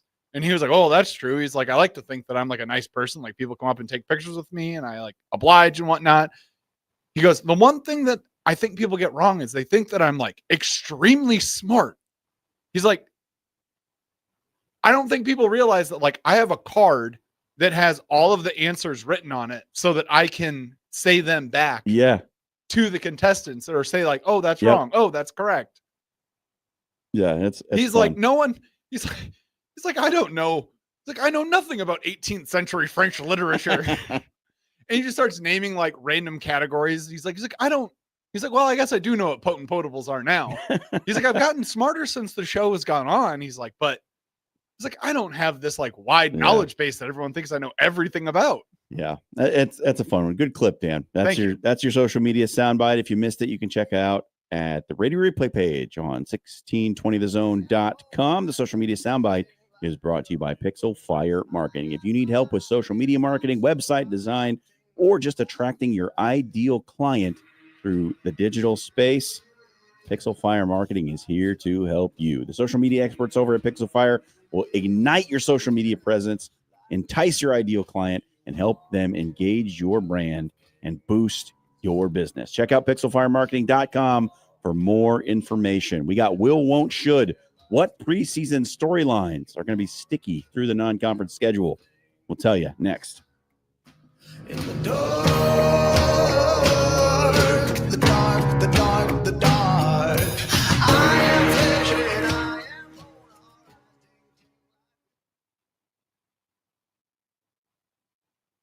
Breaking here at the news desk. When you stack Allo Internet, DirecTV, and mobile, you can lock in your price for 2 years. Sources are confirming that when you stack Allo Internet, DirecTV, and mobile, your monthly price drops and you're locked in for 2 years. That's fiber fast internet, premium streaming TV, and reliable nationwide mobile coverage. And this just in, you must switch by Labor Day to secure that locked-in pricing for 2 years. Switch, stack, and save at allofiber.com/stack. Ready to make a positive impact in a young boy's life? Join Big Brothers Big Sisters of the Midlands and become a mentor where you are matched up with a boy in the greater Omaha area. Over 50 boys are waiting for someone like you to guide and inspire them. Visit mentoromaha.org and sign up to make a difference in a boy's life. Don't wait. Make a lasting impact today. Ready to make a positive impact in a young boy's life? Join Big Brothers Big Sisters of the Midlands and become a mentor where you are matched up with a boy in the greater Omaha area. Over 50 boys are waiting for someone like you to guide and inspire them. Visit mentoromaha.org and sign up to make a difference in a boy's life. Don't wait. Make a lasting impact today. When you shop local, you help strengthen our community. So if you need roof repair, gutters, siding, even windows, call local Pyramid Contractors. They're the #1 roofer in Omaha for more than a dozen years. Let Pyramid Contractors come and give you a free estimate. Give them a call at 402-502-9300. That's 402-502-9300. Or visit them online at PyramidRoof.com. Never settle for less. Criminal, civil, personal. If you or a loved one is facing a lawsuit, let Williams Law represent you and your family today. With more than 20 years litigation experience in Nebraska, Williams Law will defend you with the dedication you deserve. If you're facing a DUI or if your son or daughter has been accused of a crime, Williams Law is here for you. Call 402-522-6317 to get a free, no-obligation consultation and to get the representation you deserve today.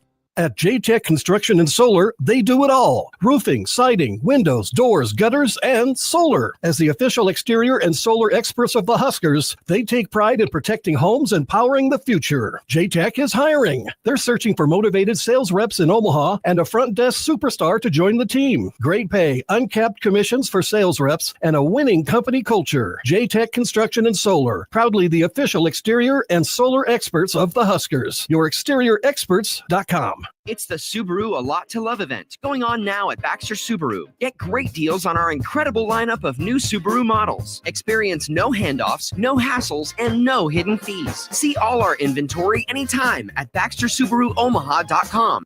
KOZ and Bellevue, Omaha, Council Bluffs. This is 1620, The Zone. I remember when I lost my mind. There was something so pleasant about that place. You know, CeeLo's going to be in Omaha. He is? Yeah. Huh. There's a CeeLo Green concert coming up in Omaha. Is he going to be just CeeLo Green, or is he bringing the rest of the Goody Mob? I think it's just CeeLo Green. All right. Shout out the Dungeon family. Well, into the second hour now here of the After Hours Lounge. John and Dan sitting with you tonight. This hour of the show brought to you by Pyramid Contractors. If you got concerns about your roof, your gutters, your siding, your windows, they do it all at Pyramid. You can check them out and get a quote at pyramidroof.com. It's time for Will, Won't, Should, one of our favorite segments on the show, where we tell you what will happen, what won't happen, and what should happen in various topics in the sporting world. Tonight, we're going to be examining the preseason Nebraska football storylines. Which ones will stick around, which ones won't stick around, and which ones should stick around through the first 3 games of the season. Now, the reason I was thinking about this today, and I just started wondering, the things we're talking about now, which things are we going to be talking about when we get to that Michigan game? What are the things that we're still going to have hanging around? And I thought it was a perfect time to bring it into Will, Won't, Should. So I'll get us going here.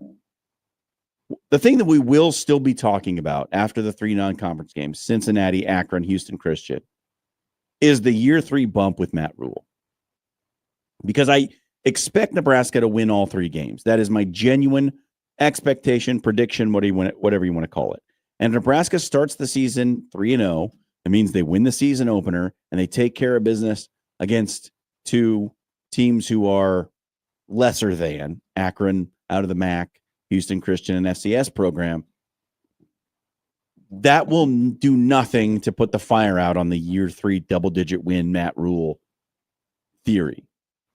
It will only stoke that fire. So this is one, given what I think will happen in the games in the non-conference schedule, that is only going to get more attention. The talk's going to get louder.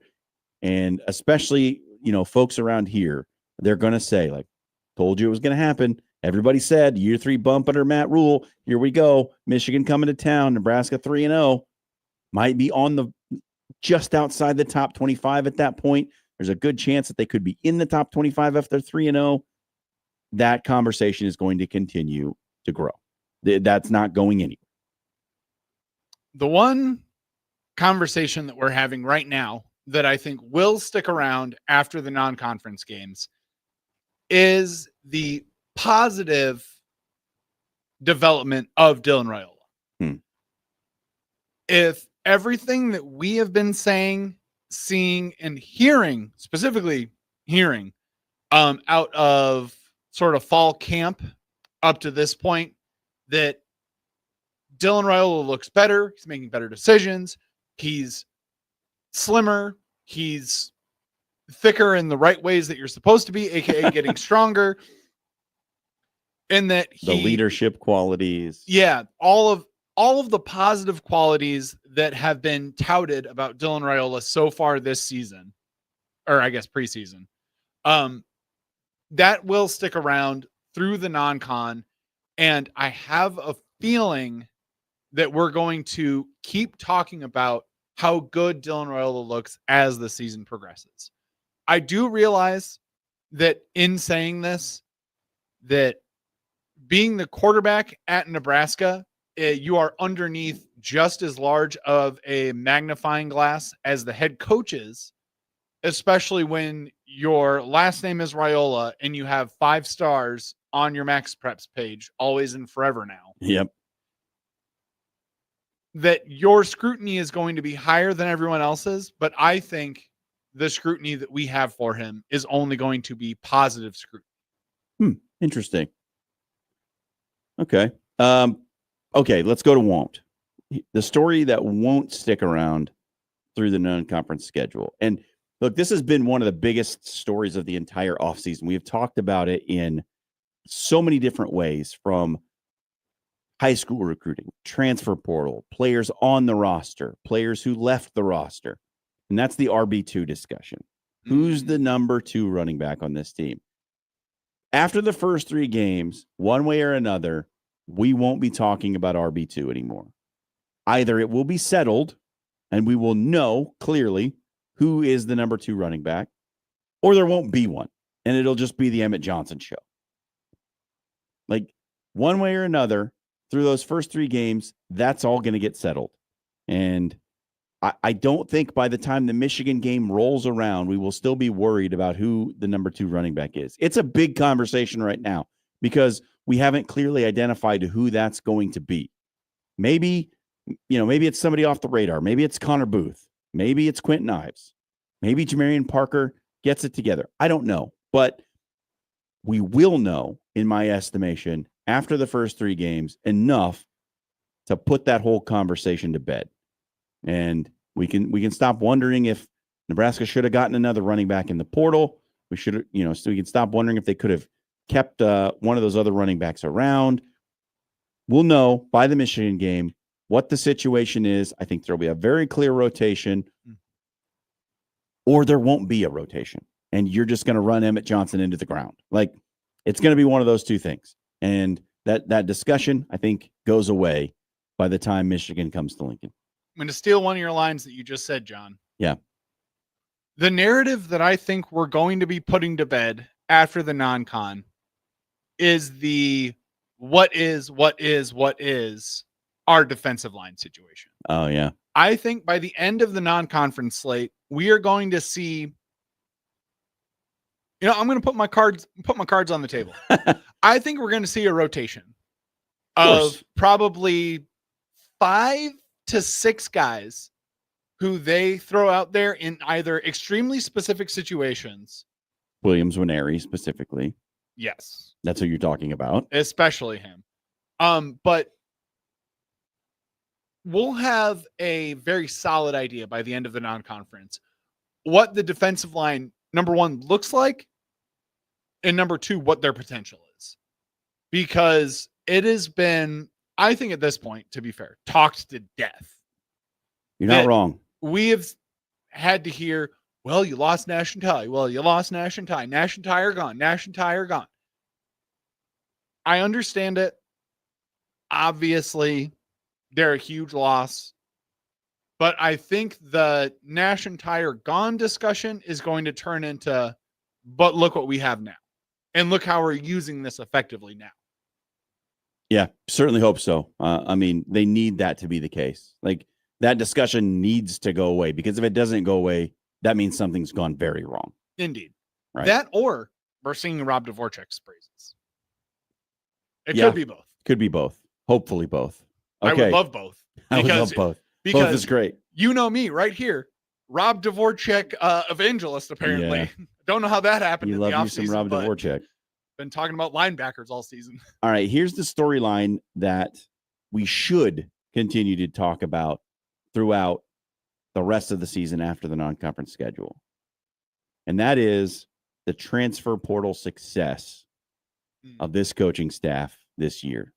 Because if what I expect to happen comes true, what I'm predicting to happen, if it actually goes through and happens, that means that Dane Key has been producing. Isaiah Hunter has been producing. Dason McCullough has been producing. Andrew Marshall has found a home and has been producing. Williams Nwaneri has augmented the pass rush to a degree where you're winning those first 3 games and winning them comfortably. We need to keep talking about what a great job they did in the transfer portal. Like, that's going to be a big key to success this season, is those transfer players fitting in, finding their roles, and producing on the field. And I think we can forget about that pretty easily, that a lot of those guys that are being depended on in those big spots are transferring in from other places. So if it happens where Nebraska goes 3-0 and we're looking at that Michigan game as a big showdown, we need to keep in mind, we should keep talking about the fact that, hey, this coaching staff did a great job in the portal. They got the pieces they needed to make it to this point. And look, they need to be given their flowers for that. Now, the obvious other thing can happen where those players don't produce and it doesn't go the way I expect it to. But if it does, that's the storyline that needs to stick around, is that this coaching staff did great work in the transfer portal to get the players they need to get to that point. I like that one. I kind of hope that we are talking about the transfer portal players in a positive light. A lot of these are all glass half full storylines that I'm presenting. And look, honestly, my typical, I would call it cautious pessimism about Nebraska football has started. Would you call it cautious? I have at times. Yeah. No, I mean, I think it's fair to say I've been cautiously pessimistic over the last few years. I guess that's fair. It's starting to shift the other way into cautious optimism. Like, the things we're seeing out of camp, the things that I've heard the coaches say, the brief little glimpses of video that I've seen, I really like what I'm seeing. And so my cautious pessimism has shifted now to cautious optimism. I try to be a realist. I try to present the facts as I see them. I'm not a smoke blower. I'm not a guy who's going to come out here and give you the scorching hot take. I try to look at it, appraise it honestly, and give you what I think. So take this for what it's worth. All of my topics and will, won't, should tonight are sort of glass half full topics. Like, I think we're going to be talking about we will be talking about the Matt Rule bump. We won't be talking about who's RB2, and we should be talking about the transfer portal success. Those are all positive things if they come to fruition. It's a great time for both of us to have a coughing fit. Okay. So my should, and this is something that I sort of, BTN is doing their, I don't know, you call it like camp tours, training camp roundup, training camp tour.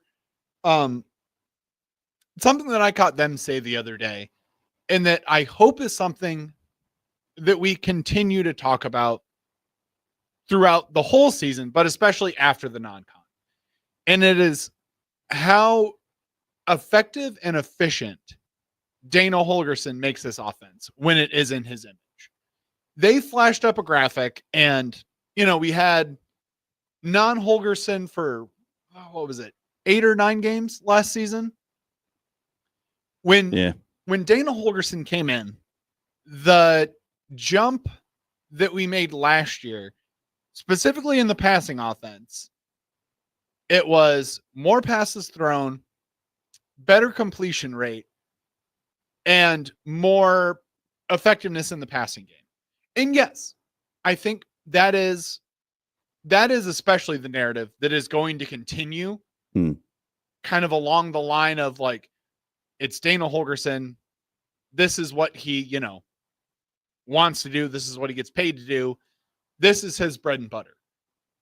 But something that BTN pointed out that I don't think gets pointed out enough about those Holgorsen games at the end of last season was that, yes, while the passing offense got better, you know what else became more efficient and more well used? The running game. The running game.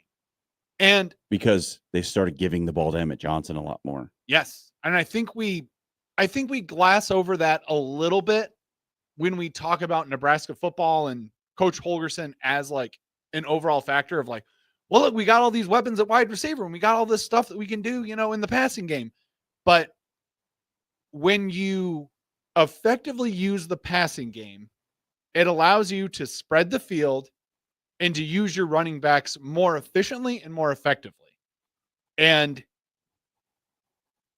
if the end of last season is anything that we can hope for through the first 3 games of this season, I will be extremely excited. Well, hey, Emmett Johnson got announced on the Doak Walker watch list today. So, oh, snap. Yeah, they don't just, they do just hand out, watch list, but Nebraska didn't have a running back on it last year. So yeah, it's a new day.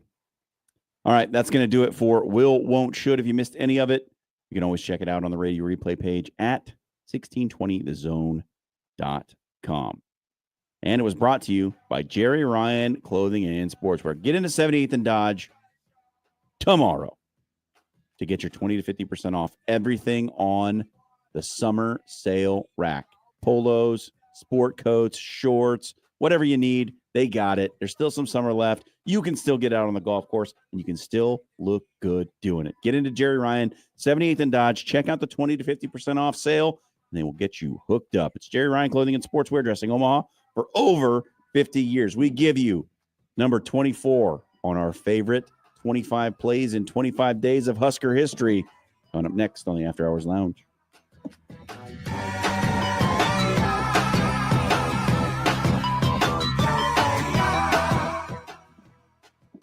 Hey, everybody, it's John here for Paul Davis Restoration.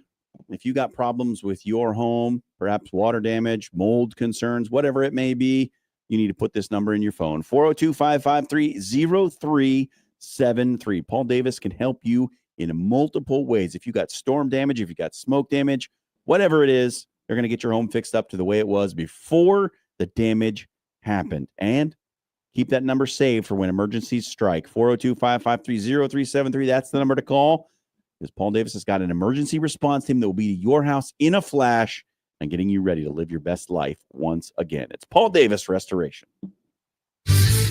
Your Omaha area forecast presented by Funplex Water Park and Rides from the KETV Newswatch 7 Weather Center on 1620 The Zone. Sunny, breezy, and warm into the evening with the temperature in the 80s. Partly cloudy tonight. There is a 30% chance of a thunderstorm late night, low temperature around 72. And then mostly sunny, breezy, and hotter on Thursday, highs reaching the low 90s. I'm Chief Meteorologist Bill Ranby from KETV Newswatch 7.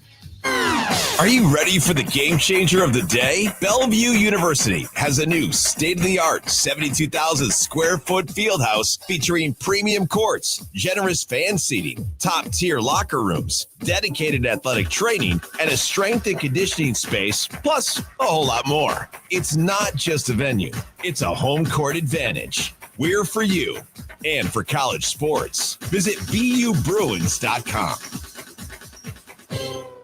It's the tail end of the season. Does it seem like your AC unit is already checking out, not kicking on when it's supposed to, not cooling like it did back in April? Your unit may be reaching the end of its life, or may just need some TLC. Head over to ControlledComfort.com today. Set up a maintenance appointment to finish out the summer strong and prepare your home for the fall and winter months. You don't want to replace that AC unit, but if you have to, Controlled Comfort is here. Controlled Comfort keeps it under control.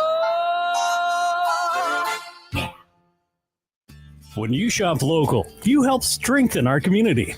So if you need roof repair, gutters, siding, even windows, call local Pyramid Contractors. They're the #1 roofer in Omaha for more than a dozen years. Let Pyramid Contractors come and give you a free estimate. Give them a call at 402-502-9300. That's 402-502-9300. Or visit them online at PyramidRoof.com. Never settle for less. Criminal, civil, personal. If you or a loved one is facing a lawsuit, let Williams Law represent you and your family today. With more than 20 years litigation experience in Nebraska, Williams Law will defend you with the dedication you deserve. If you're facing a DUI or if your son or daughter has been accused of a crime, Williams Law is here for you. Call 402-522-6317 to get a free, no-obligation consultation and to get the representation you deserve today. Out here in the middle of all these acres, it can feel like you're the only person on earth. And sometimes that's how it feels when you're going through tough times. Stress builds up, you have trouble sleeping, maybe your mind is racing and you just don't feel like yourself. So what do? We get help. Lots of people are struggling with their mental health. It's more common than you think. The good news is there are people in our community who are here for us when times are tough. Sometimes just talking to someone can make all the difference in the world, so we don't feel so alone. One thing you can do is visit loveyourmindtoday.org for simple steps you can take to find the right solution for you. Whether it's hearing stories about what other people are going through or finding the resources we need to navigate the stresses in our lives. Visit loveyourmindtoday.org. That's loveyourmindtoday.org. Brought to you by the Huntsman Mental Health Institute and the Ad Council. You're listening to After Hours with Jimmy Allen on 1620 The Zone.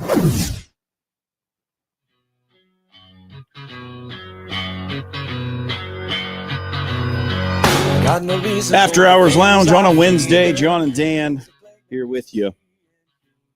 Getting you up to the 8 o'clock hour. Jimmy Allen's out tonight, but that does not mean that the train stops because we are still rolling on through our 25 plays in 25 days. The concept dreamed up out of the brain of Jimmy Allen. Scary thought, I know. But we're going to go through over the next 24 shows our favorite plays from the history of Husker football as we get ready for the Thursday night game against Cincinnati. And as always, the second hour of the After Hours Lounge is brought to you by Pyramid Contractors. You got roof problems, Pyramid has roof answers. Check out pyramidroof.com and book a free estimate. All right. Yesterday, we gave you number 25 on our lists. Mine was the Calvin Jones 47-yard touchdown run against Colorado in 1992. And I had to go back to the 90s again for number 24. I know those of you on the stream weren't able to hear them last night. I don't think they're going to be able to hear them tonight either, will they, Dan? They will not be able to. But I have spoken with one Nick Grimm, and he is going to help me tomorrow fix our YouTube settings. All right. Or not our YouTube, our stream settings. Okay. So that we can play stuff. Because that's how John plays the open for Kent Wolgaman. Right.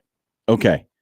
So I'll describe this. So I went to my number 24 favorite play in Husker history, comes to you from the first game of the 1995 season. You may remember that year, Nebraska opened up with Oklahoma State on a Thursday night. And this play comes in the second quarter. Nebraska was leading just 6-0 at the time.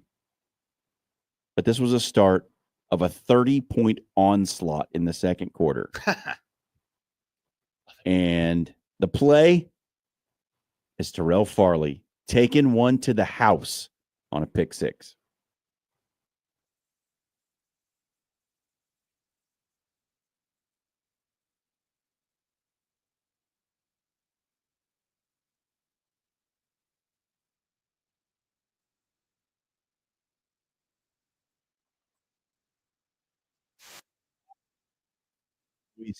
One Mike Patrick, may he rest in peace, calling the game that night. Now, the reason this is on my list of favorite plays is because it's hard for me to have a list of favorite plays and not include Terrell Farley, because he is maybe like he's up there with Ndamukong Suh for my favorite Nebraska defensive player of all time. He was just so electric in that 95 season, just an agent of chaos on the defense. He was everywhere. He was nowhere. He was in the backfield. He was living under your bed. He was an absolute nightmare.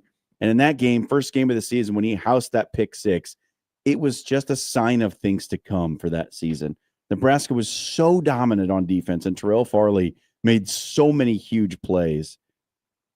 I love that play so much. And it's just like, because the game was sort of up in the air. Oklahoma State was hanging around. We'd gotten through the first quarter. Nebraska was leading 6-0. And then that was the beginning of the end. Nebraska went on to score 62 points in the game. 30 of them in the second quarter, started by that Terrell Farley pick six. So I do have to admit something to you, John Schreiner. Okay. And to the audience as well. I was never really like truly educated in Nebraska football history. Yeah.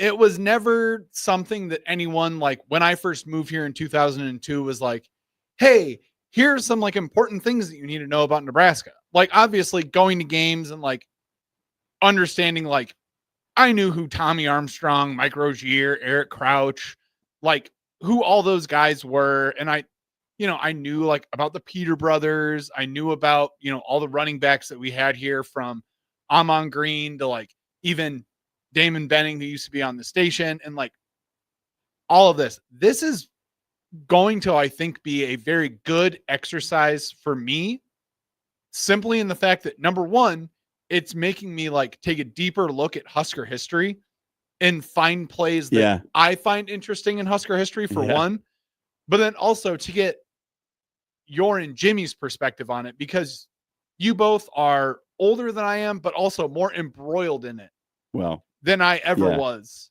Like, we've lived here our whole lives as a young person. And, when you're in the second grade and then you're like, all right, Frank Solich is cool. He signed. I think Frank Solich might have been the most accessible head coach in Nebraska history, outside of Tom Osborne, probably of my time in Nebraska. Yeah. I don't know. That's a tough question. I don't really know. The amount of times that I have met Frank Solich and the amount of things that I have in my autograph case that are signed by Frank Solich would baffle the common man, would baffle anyone from a large city who's like, this is just a college football head coach who signed your youth football camp t-shirt. I think I think I have 6 footballs that at some point in time like contain his signature. It is also very fun because I have Joe Burrow's older brother's signature on the 2002 Nebraska football. Beautiful. Which is great. Whole team. My dad wins it at like the school auction. And it was like we were stealing something from everyone at that auction. Because he wasn't a big Nebraska fan? Because he wasn't a big Nebraska fan. And he was like, I got it for my boy. My boy will enjoy this in years. And it is like, I keep it fully pumped up. Like once a year, I pump it back up to like just enough PSI so that it's not a squishy mess. Yeah. And it sits above my TV. That's awesome. That is my idea of home decor. When I have a house, I've been told that will not be your idea of home decor. Do you have your number 24? I do indeed. And it was one that I was actually around for and cognizant of. So that's actually kind of fun for me. I chose Quincy Anunia receiving a 99-yard touchdown pass. This one's going to appear on my list, Dan. From Tommy Armstrong in the TechSlayer.com Gator Bowl. In fact, I didn't think I had to look at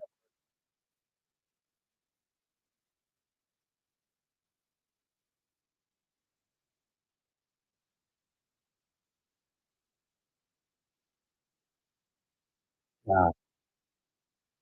Red Shark. Oh, yeah. The man, the myth, the legend, Greg Sharp on the call, obviously just makes it extra special. With about 5 minutes left in the third quarter, they dagger down a number 22 Georgia team And it made you think, could we have been better this season? That we didn't have to be in the Gator Bowl? Yeah.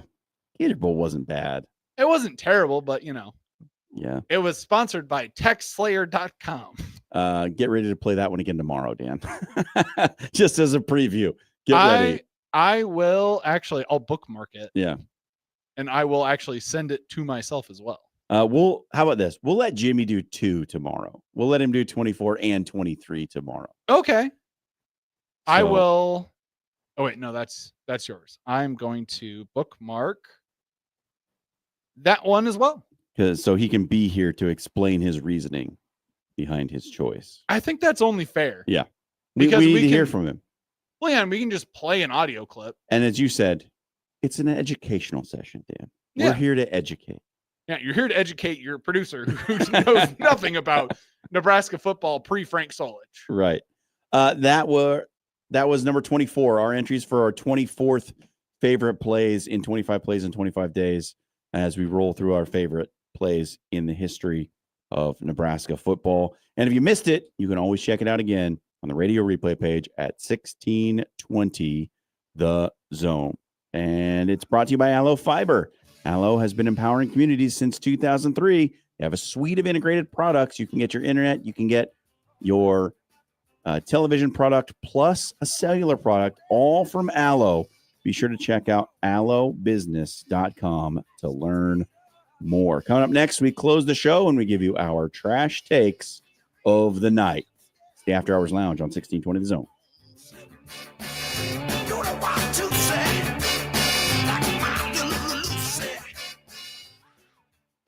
Hey, everybody. John here once again for Railcar. This is my top brunch spot in the Omaha Metro. Every Saturday and Sunday, check them out, 9:30 to 2, 144th and Blondo.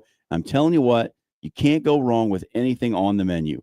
The Nutella French toast is big popular, but you can go with my favorite, the chilaquiles or the breakfast nachos. They are fantastic, savory, spicy, perfect for a breakfast brunch menu. Lemon ricotta pancakes. You can get the pile up if you're extra hungry. And then for a nice sweet treat to close it all out, try the sticky pecan donut holes. And if you're not into the breakfast food, they got a great lunch menu as well, all part of that brunch. And if you can't make it for brunch, stop in on Friday and Saturday night for the prime rib. Prime rib. Boy, can you beat good prime rib? Well, you can't beat the prime rib at Railcar. Be sure to stop into 144th and Blondo and get yourself some brunch this weekend. Breaking here at the news desk. When you stack Allo Internet, DirecTV, and mobile, you can lock in your price for 2 years. Sources are confirming that when you stack Allo Internet, DirecTV, and mobile, your monthly price drops and you're locked in for 2 years. That's fiber fast internet, premium streaming TV, and reliable nationwide mobile coverage. And this just in, you must switch by Labor Day to secure that locked-in pricing for 2 years. Switch, stack, and save at allofiber.com/stack. Are you watching the water slowly seep down the drain again? Go with a local solution. Go with Trusted.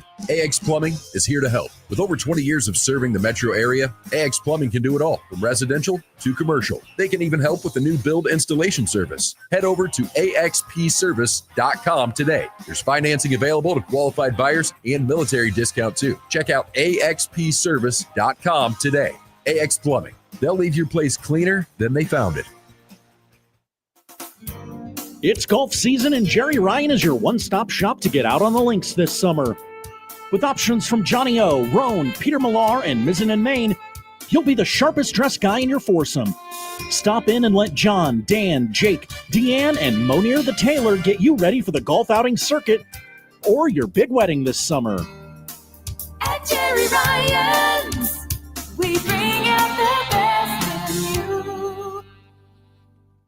Are you dreaming of your business dominating local Google searches, drawing in customers effortlessly? Look no further. I'm Courtney, the Google gal from Pixel Fire Marketing. Need assistance with your Google business profile? From verification to getting more reviews, fixing maps to tackling annoying Google calls? I've got you covered. Your profile sets you apart and ensures you're the top choice for local customers. Visit fixmygbp.com for our $297 special offer. Visit fixmygbp.com for more details. At Timber, they don't just give you a place to go for lunch or dinner. They give you an experience from their bold, smoky flavors prepared in the open concept kitchen where you get to watch the magic happen to the relaxing umbrella-shaded patio. There's something for everyone at Timber. Join them for brunch every Saturday and Sunday from 9:30 to 2, plus happy hour from 2 to 5:30 Monday through Saturday, and 2 to close on Sunday. Timberwood Fire Bistro in the heart of Omaha at 84th and Pacific. You're always better with a roof from JR. We've all seen them. As soon as the big storm comes through, the storm-chasing roofers show up. Don't be a victim twice. Call locally owned, veteran-owned JR Roofing. No one protects your home and you like JR. JR's there for you. You're always better with a roof from JR. In fact, JR Roofing can let you know if you even need to be worried about storm damage. Online, visit jrhailcheck.com. Plug in your address and we'll pull a storm report. If there's nothing on the report, we'll give you hassle-free peace of mind. And if it looks like you got hit, we can come out and do a free inspection and help with any insurance claim. We'll never try to sell you a roof you don't need. But if you do need a new roof, you're always better with a roof from JR. Go to jrhailcheck.com. Hey, neighbor. Oh, my gosh. Is your energy bill sky high again? When is it going to end? Not anymore. My old windows were so drafty, it felt like I had one open all the time. So I upgraded to Champion Windows. Champion Windows? Are they really that good? They're fantastic. Energy efficient, super durable, and backed by a lifetime guarantee. And right now, it's Champion's anniversary sale. They're celebrating over 72 years with 40% off new windows. Wait, 40% off? That's a serious deal. I know. I just went online and booked a free estimate. So easy. So if I need windows and act now, I can save 40%? Yep, but you gotta hurry. Call 877-GO-CHAMPION or visit championsavenow.com to schedule your free estimate. Champion's 40% off anniversary sale won't last long. Call 877-GO-CHAMPION or visit championsavenow.com. All discounts apply to our regular prices. Select styles apply. Minimum purchase required. Cannot be combined with other advertised offers. See store or website for details. Now back to After Hours with Jimmy Allen on 1620 The Zone.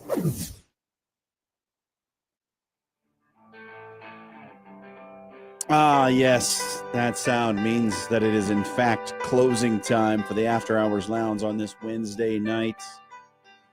You don't have to go home, but we can't stay here. Trash Takes coming up, brought to you by Pyramid Contractors, #1 roofer in Omaha for over a decade. Pyramid Roof can fix your windows, your gutters, your siding, and of course, your roof. Check out pyramidroof.com. All right, Trash Takes tonight.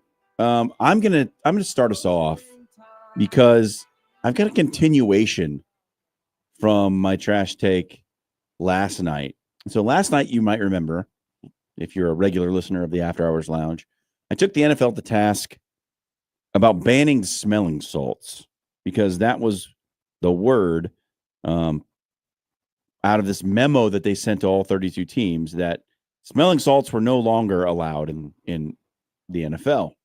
Well, turns out today they've said that's not the case. The memo actually said the team personnel are not allowed to provide smelling salts to players. But they clarified today the players can bring their own. You can use your own smelling salts. You just can't get them from the team. And I suppose, in a way, it makes sense. The NFL is trying to remove its liability for masking concussion symptoms, which they would obviously want to do. But the effect, in practice is nothing. Like, this memo doesn't do anything. Like, if you're worried about smelling salts masking the symptoms of concussions, then ban them. If that's your actual concern, if that's why you're doing this, and that's what they say they're doing, then just say you can't use them. But to just say, well, teams can't give players smelling salts. That's not what we meant. It's one of two things to me. It's either a CYA moment where the NFL says, our legal counsel has told us that we have to tell teams they can't provide this to you, but we don't actually care if you use it. Which is the more likely of the two scenarios that I'm presenting. Yeah. The other one is that a whole bunch of players got up in the NFL's face and said, do not do this. We want to use our smelling salts, namely George Kittle and Levante David. Yes. The backlash from it, I was very surprised, was like some of the swiftest I've ever seen. Yeah. When it comes to a banning of a substance or like a rule change. And it stretched a lot further than I thought it did, because I was like, oh, smelling salts, like some guys, probably don't use them like before an NFL game. And, I know you're going to have your few guys who probably like use them as like a performance enhancer and like use them. But you ever watch George Kittle? He does it like before every series. He does. But I caught a clip of that Edelman and Gronk podcast. And of course, Gronk doesn't need to use smelling salts because Gronk is a smelling salt. The human version of a smelling salt. Yes. But I was surprised to hear Julian Edelman be like, oh yeah, I used them all the time. Like I would do like one or two before the game just to like, get that rush going. And then he, Edelman is not the quietest of people. He was just like, yeah, and Brady would just take like 5 of them, would snap them and throw them in like one of like the little Gatorade cups and would just like huff it the whole time before a game. And now we know Tom Brady's secret. When you're like the greatest quarterback in NFL history statistically was huffing smelling salts before games, you're like, oh, okay, maybe this was a little bit more widespread than I thought.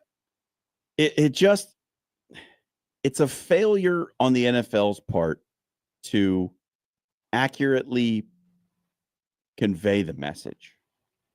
Because if this wasn't a ban, why did so many people think it was a ban? Why did so many players come out and speak out against what they thought was a ban on smelling salts?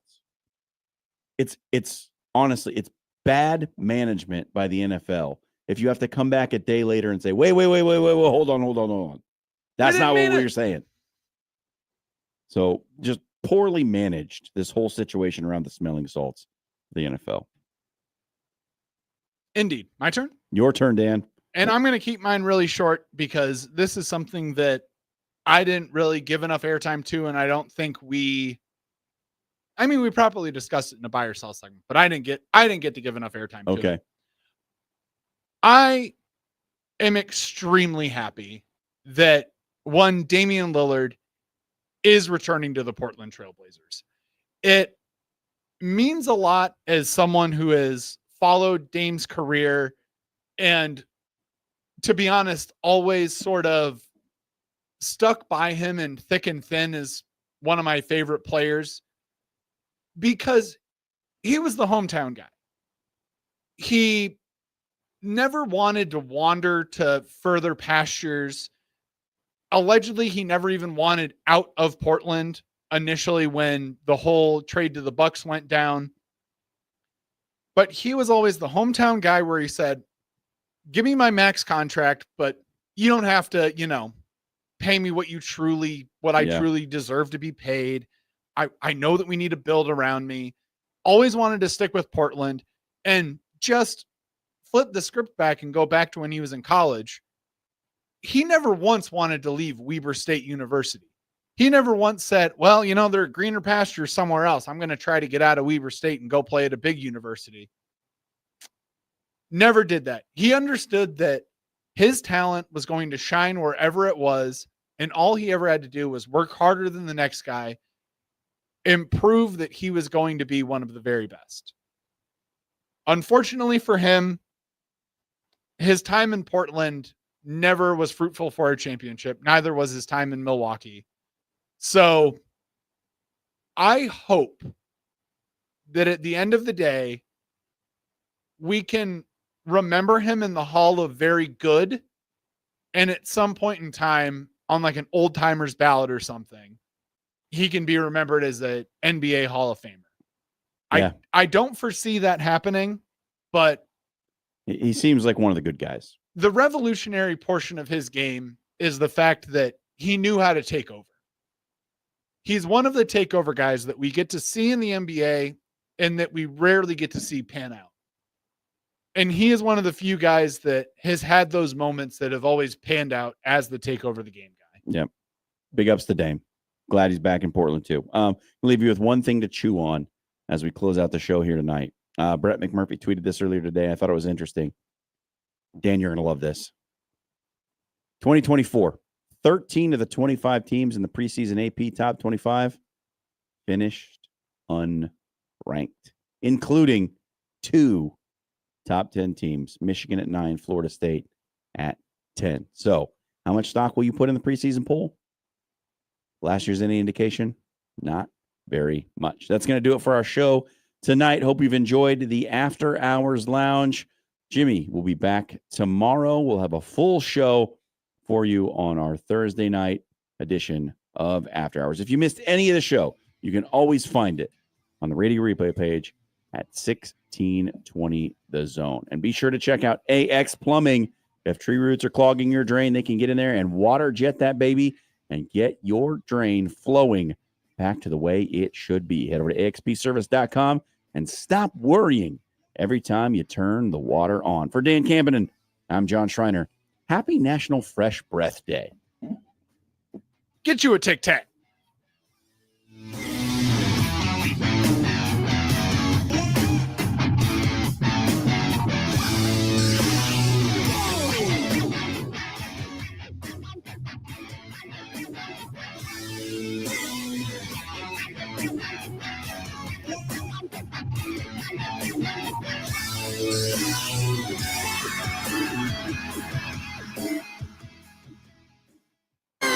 Are you ready for the game changer of the day? Bellevue University has a new state-of-the-art 72,000 square foot field house featuring premium courts, generous fan seating, top-tier locker rooms, dedicated athletic training, and a strength and conditioning space, plus a whole lot more. It's not just a venue, it's a home court advantage. We're for you and for college sports. Visit BUBruins.com.